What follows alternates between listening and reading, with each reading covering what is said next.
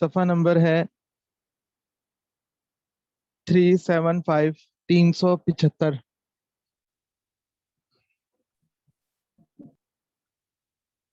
زکوٰۃ کے بیان میں ہم پڑھ رہے تھے خراج کی بات۔ خراج کے بارے میں کل ہم نے پڑھا تھا کہ اگر کوئی ملک مسلمانوں کے لشکر جب وہاں پہنچا تو انہوں نے صلح کر لی، خود مسلمان بھی نہیں ہوئے، اور مسلمانوں نے اس جگہ پر قبضہ کر کے اس کی ساری زمینیں مسلمانوں کے درمیان نہیں بانٹی، بلکہ وہاں کے باشندوں نے صلح کر لی اور ٹیکس دینا، خراج دینا طے کر لیا، اور اب ساری زمینیں اپنے پاس ہی رکھیں، تو ان کی زمینیں خراجی زمینیں کہلاتی ہیں۔ خراج میں پھر دو طرح سے اسلامی لشکر معاہدہ کر سکتا ہے، ایک ہوتا ہے خراج موظف اور ایک ہوتا ہے خراج مقاسمہ۔ خراج موظف کا مطلب یہ ہوتا ہے طے شدہ خراج، یعنی ان کی زمینوں کے اوپر فکس کر دیا کہ 1/3 پیداوار، 2/3 یا نصف پیداوار یہ تم مسلمانوں کو، یعنی سوری 200 روپے یا اتنے روپے، اتنے ہزار یا اتنے لاکھ روپے تم ادا کرو گے، یہ خراج موظف ہوتا ہے۔ اور خراج مقاسمہ کا مطلب یہ ہوتا ہے کہ جتنی پیداوار ہوگی اس کا 1% تم دو گے۔ تو وہاں پر پھر یہ ہوتا ہے کہ خراج مقاسمہ میں پیداوار ہوگی تو ملے گا، اور اگر پیداوار نہیں ہوگی تو نہیں ملے گا۔ اور خراج موظف میں پیداوار ہو یا نہ ہو، جو طے ہو گیا وہ دینا پڑے گا۔ یہ آواز بند کر دیں۔ آگے ہیں خراج کے چند مسائل۔ مسئلہ: خراجی زمین میں خراج واجب ہوتا ہے، لیکن خراج موظف محض زراعت پر قدرت ہونے سے ہی واجب ہوتا ہے۔ اس لیے اگر زراعت کے امکان کے ہوتے ہوئے زمین کو کوئی معطل بیکار چھوڑے رکھے تو خراج واجب ہوگا، البتہ جب زراعت کی قدرت نہ ہو تب ساقط ہو جاتا ہے، اور خراج مقاسمہ عشر کی طرح اسی وقت واجب ہوگا جب واقع میں پیداوار بھی ہو۔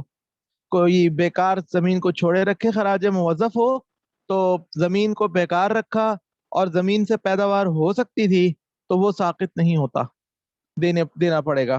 اور اگر زمین میں یہ کہہ لیجئے کہ طاقت نہیں رہی تھی، زمین بیکار خود بخود ہو گئی تھی، یا کسی آسمانی آفت پیش آ گئی تھی، تو وہاں پر یعنی چھوڑ دیتے ہیں خراج موظف کو بھی۔ مسئلہ: اگر مسلمان کسی غیر مسلم سے وہ زمین خرید لے تو وہ زمین خراجی ہی رہے گی، جو زمین ایک دفعہ خراجی ہو گئی وہ خراجی ہی رہے گی۔ مسئلہ: اگر مسلمان کسی غیر مسلم کے ہاتھ عشری زمین بیچ ڈالے تو وہ عشری زمین آئندہ خراجی ہو جائے گی۔ خراجی زمین خرید لیں، کسی کافر سے مسلمان خرید لے تو وہ خراجی ہی رہے گی، لیکن کوئی مسلمان کافر کے ہاتھ بیچ دے تو عشری زمین خراجی میں کنورٹ ہو جائے گی۔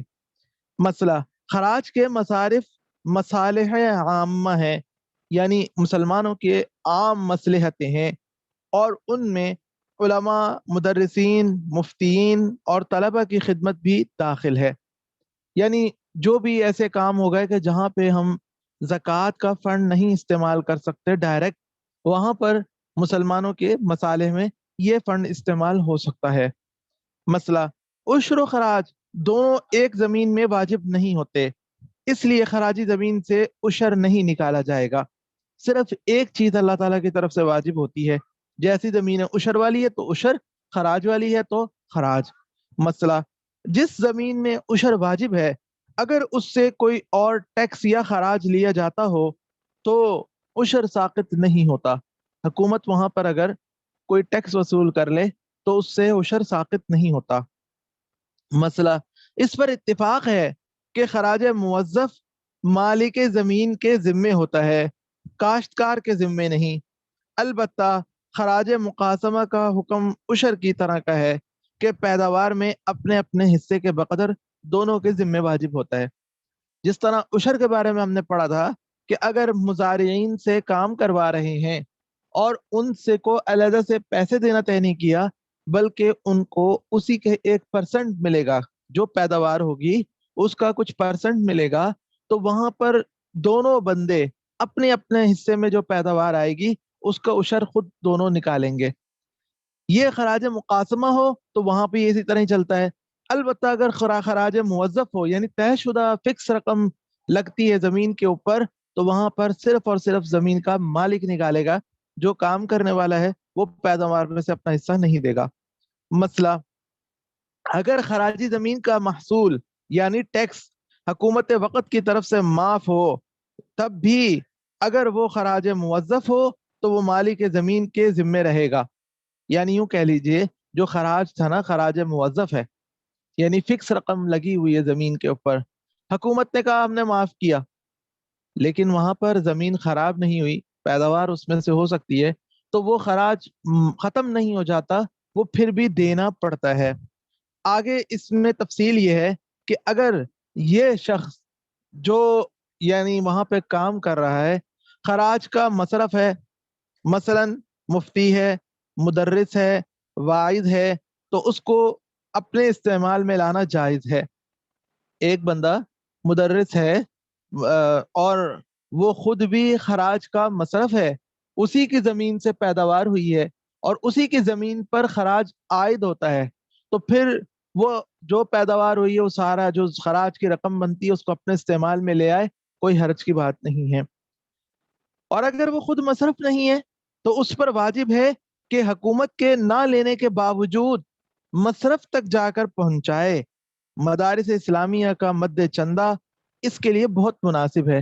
آج کل کے دور میں اب اگر کسی کے پاس زمین ایسی ہے کہ جو جہاں پہ خراج موظف یا خراج اس کے اوپر عائد ہوتا ہو, تو وہاں پر وہ بندہ حکومت تو لے نہیں رہی, تو کہاں پہنچائے, کس کو پہنچائے, کیسے پہنچائے؟ تو ایک بتایا کہ مدارس اسلامیہ کا جو مد چندہ ہوتا ہے وہ اس کے لیے بہت مناسب ہے. البتہ اگر زمین سے انتفاع پر یعنی فائدہ اٹھانے پر قدرت نہ ہو تو پھر خراج ساقط ہوتا ہے. یہی تفصیل خراج مقاسمہ میں. ہماری زمین خراب ہو گئی ہے, وہاں پر عائد تو خراج ہوتا ہے, مقاسمہ ہو یا موظف ہو, لیکن زمین خراب ہو گئی, پیداوار نہیں ہو سکتی, تو پھر جا کر پہنچانا کسی بھی مدرسے کو یا کسی بھی ضرورت مند کو یہ ضروری نہیں ہے. مسئلہ, حکومت وقت کی جانب سے معاف ہونے کے باعث اس کے خراج کی مقدار کی تعیین میں دشواری ہو تو اس کے قرب و جوار کی اراضی سے اندازہ کر کے مدارس اسلامیہ میں پہنچا دیا جائے, ورنہ ایک شرعی حق ذمہ میں واجب رہے گا. اب مثال ہے خراج موظف بنتا ہے. خراج موظف کا مطلب یہ ہے کہ فکس اماؤنٹ, جس علاقے میں اگر کسی علاقے کی زمین کو وہاں پر جب اسلامی لشکر نے آج سے 1000 سال پہلے یا 1200 سال پہلے جب وہاں پہنچا تو اس نے خراج موظف طے کیا تھا کہ آپ یہ فکس اماؤنٹ دیں گے. اب ظاہری بات ہے وہ فکس اماؤنٹ چینج ہوتی رہتی ہے وقت کے لحاظ سے, آنی تو فکس اماؤنٹ ہے, تو اب وہ فکس اماؤنٹ کتنی ہو آج کل, ہم اس کو کیسے اندازہ لگائیں؟ تو ایک صورت تو یہ ہے, حکومت تو بتا نہیں رہی, حکومت تو لیتی نہیں, اس نے تو خراج کا سلسلہ ختم کر دیا. اگر تو وہاں پر ایک صورت تو یہ ہے کہ ہم آس پاس کے علاقوں کو دیکھ لیں, اس علاقے کے آس پاس کے علاقوں کو دیکھ لیں کہ وہاں پر کتنا خراج موظف فکس اماؤنٹ کتنی لگائی جا رہی ہے, تو وہی اماؤنٹ ہم مدارس کو جا کر دے آئیں. اور اگر وہ اگر ہم نہیں کرتے ایسے تو یہ ایک شرعی حق ہے جو ہمارے ذمے آتا تھا, جو ہم نے پہنچانا ہے. مسئلہ, حکومت زمین پر جو رقم وصول کرتی ہے اس کی دو قسمیں ہیں. ہمارے ہاں حکومت جو زمین پر وہ پانی وصول کرتی ہے, زمین پر جو پیسے وصول کرتی ہے پیداواری زمینوں پر ہمارے علاقوں میں, اس کی دو قسمیں ہیں. ایک ہوتی ہے پانی کی قیمت جسے آبیانہ کہتے ہیں ہمارے ہاں. دوسری رقم محصول یا ٹیکس کے نام سے وصول کی جاتی ہے. کسی مسلمان حکومت کے تحت آبیانے کی رقم خراج میں شمار نہ ہوگی, البتہ محصول کو خراج میں شمار کرنا درست ہے. آبیانے کے نام سے جو پیسے لیے جا رہے ہیں وہ خراج میں کاؤنٹ نہیں ہوں گے. اگر خراج بنتا ہے, خراج موظف بنتا ہے یا خراج مقاسمہ بنتا ہے تو وہ خراج میں کاؤنٹ نہیں ہوں گے. البتہ جو محصول یا ٹیکس کے نام سے رقم وصول کی جا رہی ہے اس کو خراج میں شمار کرنا درست ہے. لہذا اگر کسی زمین پر خراج مقاسمہ فرض ہے تو خراج کی کل مقدار سے سرکاری محصول وضع کر کے باقی خراج ادا کر دیا جائے. حکومت نے جتنا ٹیکس وصول کر لیا جی، کسی مسلمان حکومت کی تحت آبیانے کی رقم خراج میں شمار نہ ہوگی، البتہ محصول کو خراج میں شمار کرنا درست ہے. لہذا اگر کسی زمین پر خراج مقاسمہ فرض ہے تو خراج کی کل مقدار سے سرکاری محصول وضع کر کے باقی خراج ادا کیا جائے. یعنی اگر کسی زمین پر خراج مقاسمہ جو پیداوار ہو رہی ہے اس کے پرسنٹیج دینا ہے تو بیچ میں حکومت نے ٹیکس بھی لے لیا ہے، تو جو ٹیکس حکومت نے لے لیا اس کی مالیت، اس کی اماؤنٹ کو وضع کرنے کے بعد باقی کو وہاں پر ہم یعنی اس کو مائنس کرنے کے بعد باقی جتنا بنتا ہے ہمارے اوپر وہ ہم مدرسے میں جا کر دے آئیں گے. جس ملک میں کافروں کی حکومت ہو وہاں کے مسلمان محصول یا اراضی یا ٹیکس کو خراج میں سے شمار نہیں کریں گے. کسی کافر ملک میں وہاں پر مسلمان اگر پیداوار کر رہے ہیں تو جو وہاں کی حکومت ٹیکس وصول کر رہی ہے وہ خراج میں سے کاؤنٹ نہیں ہو سکتا، بلکہ اپنے طور پر خراج نکال کر دینی کاموں میں خرچ کریں وہاں کے رہنے والے مسلمان. عشر و خراج سے متعلق مزید چند مسائل. مسئلہ، عشر اور خراج میں بجائے پیداوار کے اس کی قیمت بھی دی جا سکتی ہے. آپ نے فصل بیچ دی، ساری فصل بیچ دی گئی، یہاں پر میں کس غریب کو جا کے مثلا یہ گندم یا یہ چیز میں دوں گا، یہ سمجھ میں نہیں آ رہا تو کہاں پہ کیسے دوں، تو اس کے بجائے آپ بیچ کر پیسے دے دیں تو یہ بھی کر سکتے ہیں. مسئلہ، سال میں جتنی بھی فصلیں اٹھائی گئی ہوں عشر اور خراج مقاسمہ ہر فصل پر واجب ہوتے ہیں، اور جبکہ خراج موظف سال میں صرف ایک مرتبہ لیا جاتا ہے، فکس اماؤنٹ والا. مسئلہ، جس شخص پر عشر یا خراج مقاسمہ واجب ہوا، یعنی خراج فکس اماؤنٹ والا نہیں تھا، ایک شخص کے ذمے میں عشر یا خراج مقاسمہ واجب ہو گیا، پھر وہ شخص فوت ہو گیا، مر گیا، تو اس کے ترکے میں سے عشر اور خراج مقاسمہ وصول کیا جائے گا. البتہ خراج موظف تھا، اگر فکس اماؤنٹ والا تھا، وہ آئی گیا، اس کی ڈیٹ آ گئی تھی، ابھی دیا نہیں تھا اس نے کہ فوت ہو گیا، تو وہ موت سے ساقط ہو جاتا ہے. مسئلہ، اگر عشری زمین کی فصل کٹنے سے پہلے یا اس کے بعد ضائع ہو گئی یا چوری ہو گئی تو عشر ساقط ہو جائے گا، اور خراج مقاسمہ کا بھی یہی حکم ہے. فصل کاٹ کے رکھی، لوگ آئے ٹرالی میں ڈال کے چوری کر کے راتوں رات نکل گئے تو یہ عشر بھی ختم ہو جائے گا، خراج مقاسمہ بھی ختم ہو جائے گا. خراج موظف اگر تھا وہاں پر، یعنی فکس اماؤنٹ لاگو تھی، تو اس کے بارے میں یہ تفصیل ہے. اگر کھڑی پوری فصل کسی ایسی آسمانی آفت سے تباہ ہو گئی جس سے بچنا انسان کی قدرت میں نہیں ہوتا، جیسے یالہ باری، اولے پڑنے شروع ہو گئے آسمان سے، یا پھر سیلاب آ گیا اور آگ وغیرہ لگ گئی، اور اسی سال اب کوئی دوسری فصل ہونے کا موقع بھی نہ ہو کہ جس کا اندازہ کم از کم 3 ماہ ہے، تو پھر خراج موظف ساقط ہو جائے گا. یعنی ٹائم بھی نکل گیا، 3 ماہ کم از کم ہوتے ہیں ایک فصل کا، تو اگر تو اگلی آگے ہمارے پاس 3 ماہ باقی ہیں سال پورا ہونے میں، خراج کا سال پورا ہونے میں، تو پھر تو ٹھیک ہے، خراج موظف عائد ہوگا. اور اگر 3 ماہ سے کم ٹائم ہے تو پھر خراج موظف ختم ہو جائے گا. یہ تو تھا کہ جب پوری فصل تباہ ہو گئی. اگر پوری فصل تباہ نہیں ہوئی، کچھ فصل تباہی سے بچ گئی ہے، تو زراعت کے مصارف نکالنے کے بعد باقی پیداوار اگر خراج سے دگنی یا زائد ہو تو پورا خراج لیا جائے گا، ورنہ نصف پیداوار لی جائے گی. زراعت کے اخراجات نکالنے کے بعد باقی فصل کو دیکھیں گے کہ کتنی بچ رہی ہے. اگر تو خراج کی جتنی رقم بنتی ہے نا اس سے ڈبل ہے پیداوار، اس سے ڈبل ہے یا ڈبل سے بھی زیادہ ہے، تو پھر ہم خراج کو کم نہیں کریں گے، پورا لیں گے. ورنہ اگر ڈبل نہیں ہے، ڈبل سے کم ہے، تو پھر خراج بھی ہم وہ جتنی پیداوار ہوئی ہے صرف اس کا آدھا لے لیں گے. تیسری صورت، اور اگر آفت سے حفاظت ممکن تھی، آسمانی آفت جس سے ایسی ہم نہ بچ سکتے ہو، ایسی آفت نہیں تھی بلکہ حفاظت ممکن تھی، جیسے چوہا وغیرہ لگ جانا، چوہے آ گئے ان کو بھگایا جا سکتا تھا، یا اسی سال میں اتنا وقت باقی ہو کہ اس میں زمین سے کوئی اور فصل اٹھائی جا سکتی ہو، یعنی کم از کم 3 ماہ ابھی باقی ہیں، تو خراج موظف معاف نہیں ہوتا۔ اگر فصل کٹائی کے بعد تباہ ہوئی، کٹ گئی تھی پھر تباہ ہو گئی، خواہ آسمانی آفت سے یا ایسی آفت سے جس سے بچاؤ انسان کی قدرت میں ہے، تو پھر کسی صورت میں خراج موظف ساقط نہیں ہوگا۔ فصل ایک دفعہ کمپلیٹ ہو گئی اور کٹ گئی تو اس کے بعد پھر خراج موظف ختم نہیں ہوتا۔ مسئلہ، اگر رہائشی پلاٹ کو مستقل باغ سے تبدیل کر دیا، یعنی باغ بنا دیا، تو اس میں عشر یا خراج واجب ہوگا، اور اگر مکان رہائشی ہے مگر اس کے صحن میں باغ لگا لیا تو اس پر عشر یا خراج واجب نہیں۔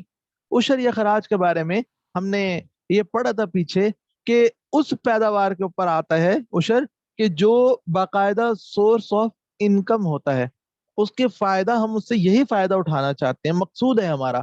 اور ورنہ یہاں پر تو اصل ہمارا مقصود ہے گھر کے ساتھ چھوٹے موٹے پودے لگا لیے تو یہ گھر کے تابع شمار ہوتے ہیں۔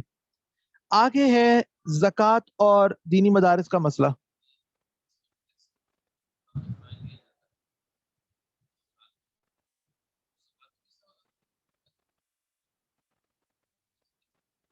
جی کیا سوال آپ کہہ رہے ہیں؟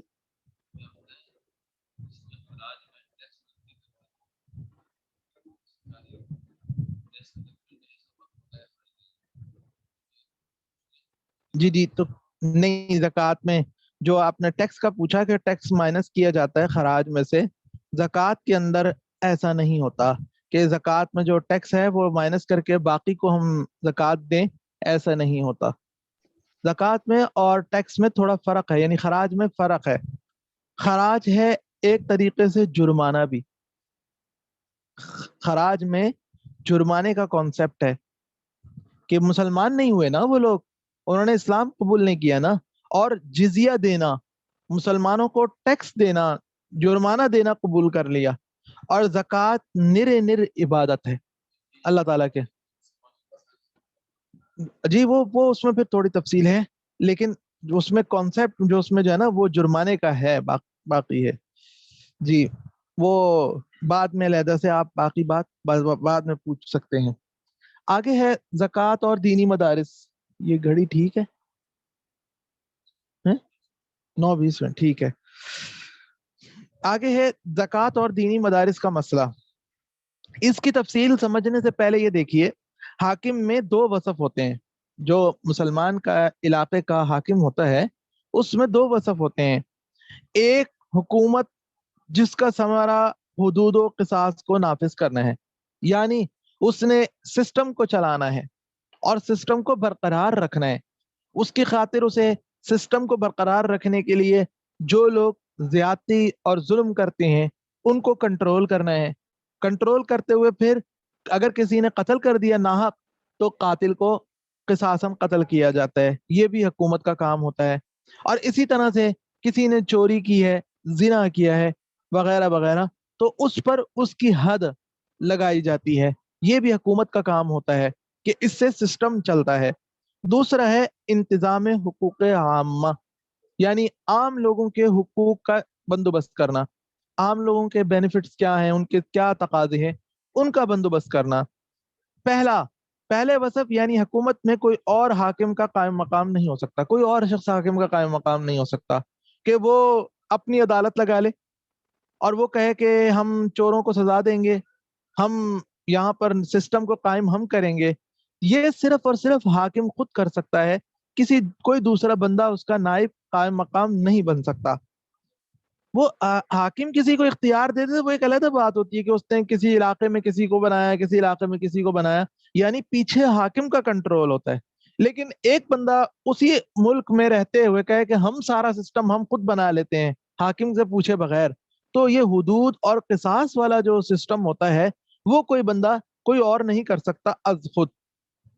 البتہ دوسرے وصف میں یعنی عام لوگوں کے حقوق کا بندوبست کرنا، تو وہاں پر دوسرے وصف میں اہل حل و عقد بوقت ضرورت حاکم کے قائم مقام ہو سکتے ہیں۔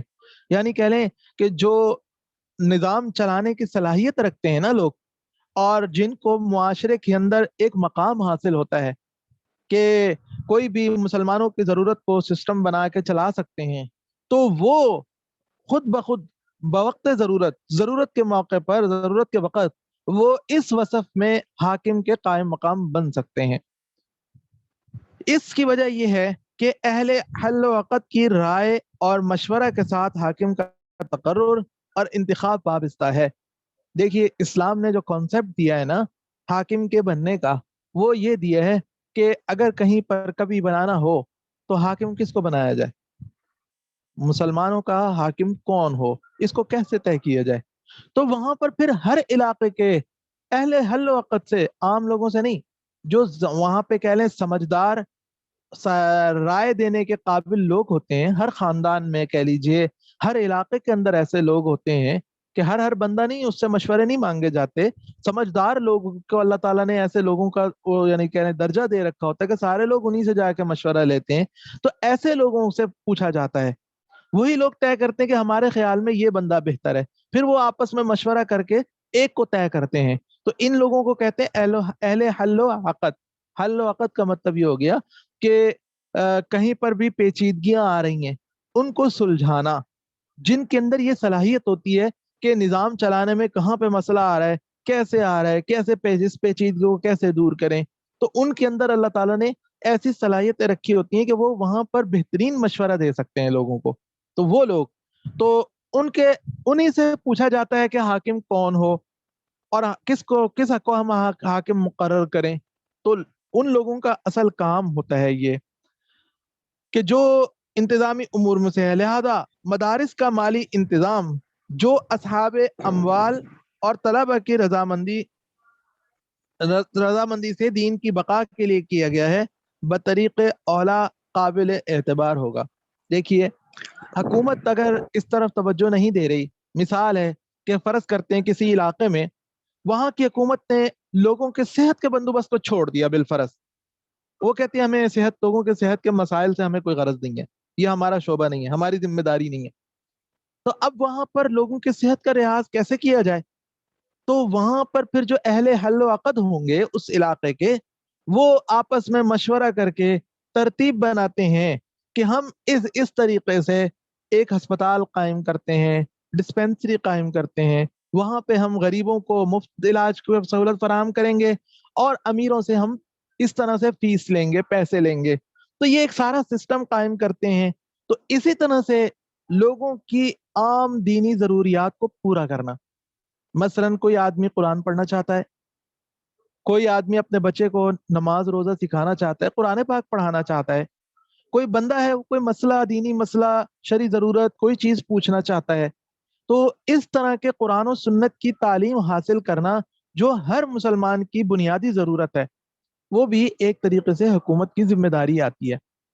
اگر حکومت وہاں پر کسی بھی وجہ سے اس طرف توجہ نہیں کر رہی تو وہاں پر پھر اہل حل و عقد کی ذمہ داری آتی ہے کہ وہ اس بارے میں توجہ کریں، کیونکہ حاکم کو خود طے کرنا بھی ان کی ذمہ داری ہوتی ہے۔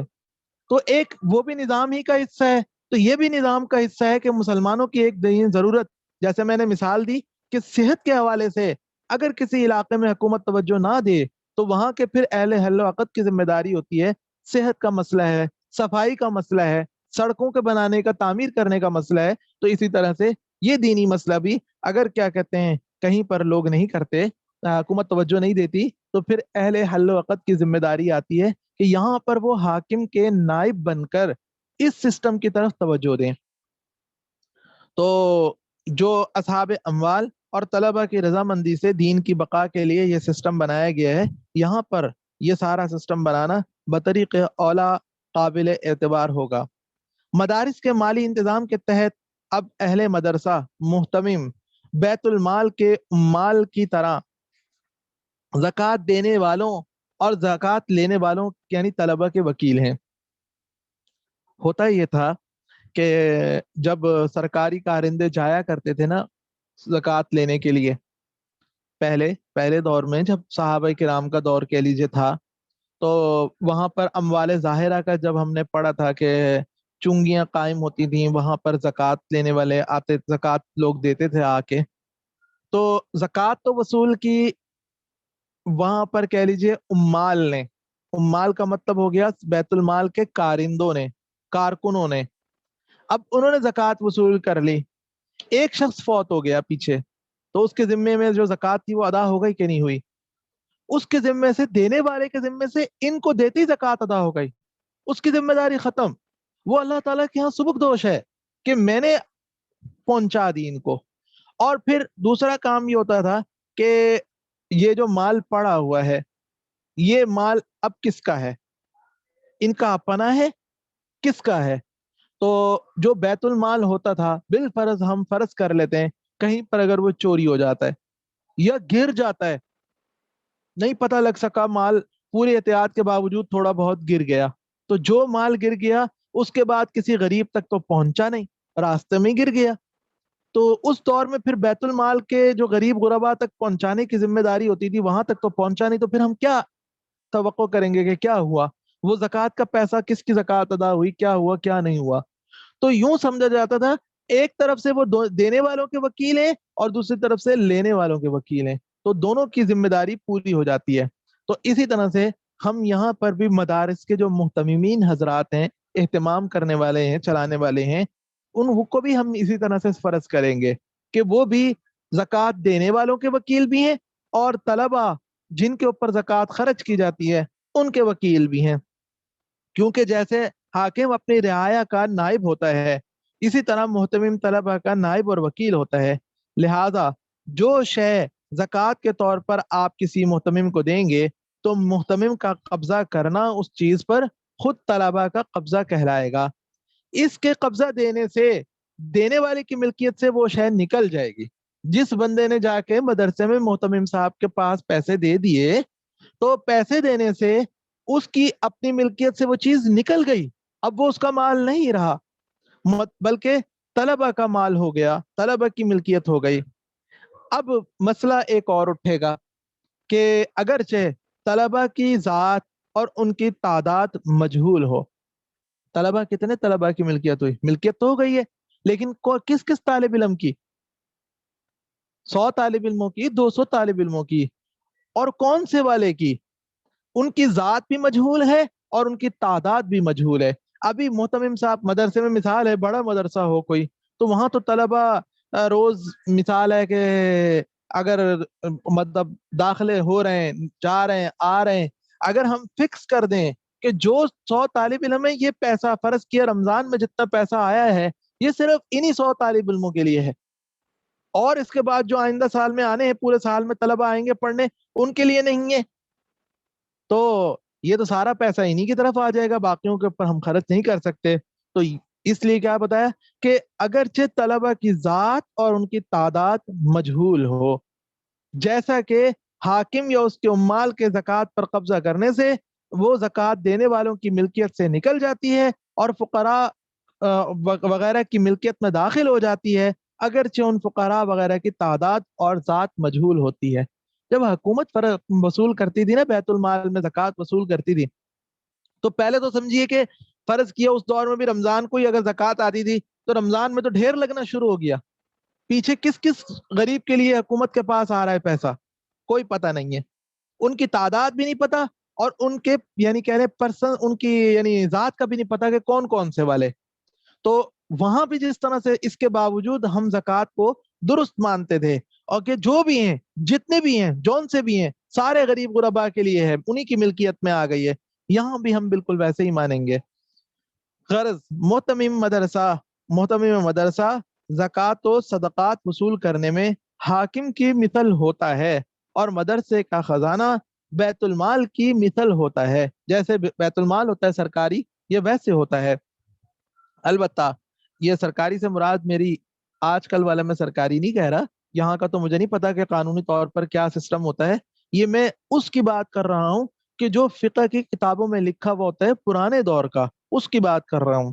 البتہ اتنا فرق ہے کہ بیت المال میں, جو اس دور میں بیت المال ہوتا تھا, وہاں پہ تمام فقراء اور تمام اصناف کا حق ہوتا تھا, تمام فقراء کا حق ہوتا تھا, اور جتنی قسموں کے ہیں, مثلاً ہسپتالوں میں پڑے ہوئے مریضوں کا بھی حق ہوتا تھا.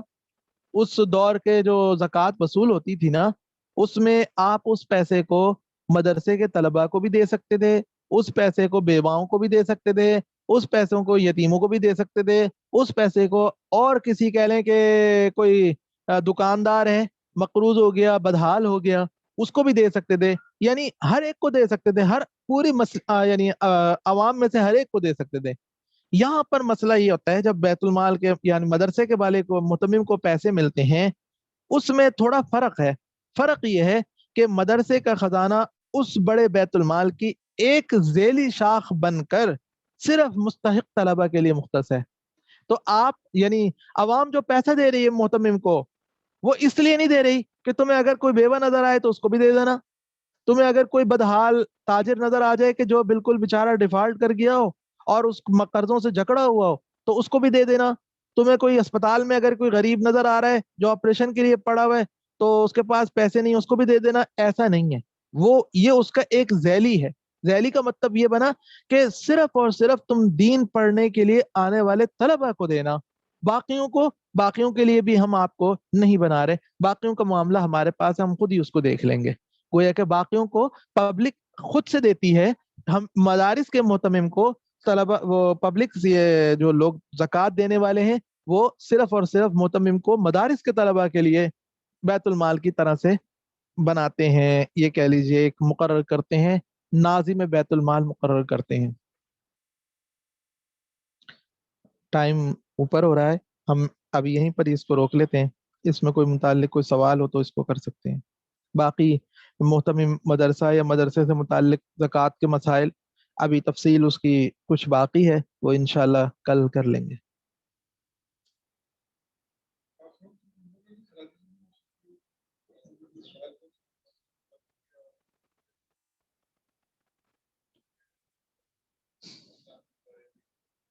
جی، سوال آپ کا اچھا ہے کہ کافروں کی جہاں پر حکومت ہو وہاں پر بھی خراجی زمین ہو سکتی ہے۔